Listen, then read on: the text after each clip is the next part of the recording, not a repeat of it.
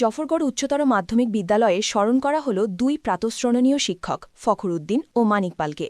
বিদ্যালয়ের কর্তৃপক্ষ ও প্রাক্তন ছাত্রছাত্রীদের যৌথ উদ্যোগে আয়োজিত এই স্মরণ সভাটি কেবল একটি অনুষ্ঠান ছিল না, বরং তা হয়ে উঠেছিল শ্রদ্ধা, ভালোবাসা আর হারানো অভিভাবকত্বের এক মিলনমেলা।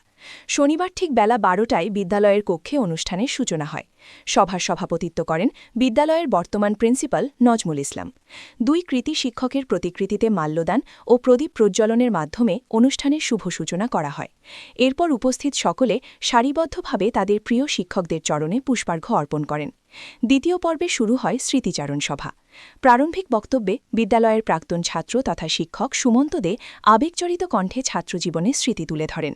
এরপর একে একে বক্তারা তাদের বক্তব্যে দুই শিক্ষকের বর্ণাঢ্য কর্মজীবনের বিভিন্ন অজানা দিক উন্মোচন করেন।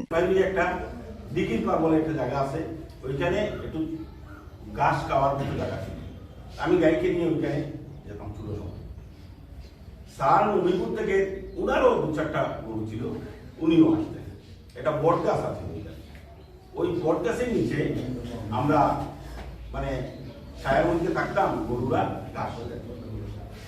যখন নবীপুর থেকে কুনাকুনি ওইদিকে ওই গ্রামের থেকে স্যার আসছেন গরু নিয়ে, আমি ওইদিকে যে আরো অনেক মানুষ আছে, তখন স্যারকে দেখে আমি ছায়াতে যেতে লজ্জা বোধ করতাম, আমি রোদে থাকতাম। একটাই বট গাছ ছিল এখানে ছায়া পাওয়ার জন্য।